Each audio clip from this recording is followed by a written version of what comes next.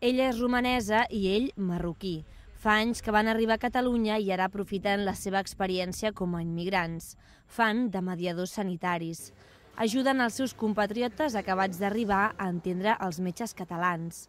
L'Ahmed porta 20 pacients marroquins i sense ell s'hagués produït més d'una confusió. Mucha gente antes de entrar a hacer la cesárea, pues te hacen el papel para firmar, ¿no? Pues hay muchos padres que no quieren firmar porque piensan que como son analfabetos y nunca han estudiado, pues piensan que algo le van a pasar, ¿sabes? Que están firmando la sentencia de muerte de su hijo o de su mujer, entonces tiene que explicarle qué hay en ese papel. Tant l'Ahmed com la Caterina formen part dels 50 nous professionals que s'incorporen als hospitals catalans. En total, n'hi ha un centenar a tot el país. Es tracta d'una feina gratificant.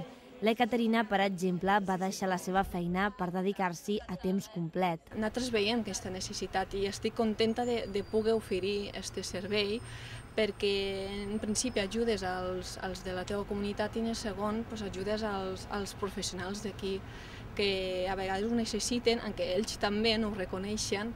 Que la gent de fora no parli català o castellà és un problema, però no és l'únic. La tasca dels mediadors va més enllà de la simple traducció. Vemos una gran parte es la interpretación lingüística, que es mucho más que la traducción, porque este proceso siempre implica elementos culturales. Podemos decir interpretación lingüística, interpretación cultural, y luego para contextualizar el papel de la cultura, la interculturalidad.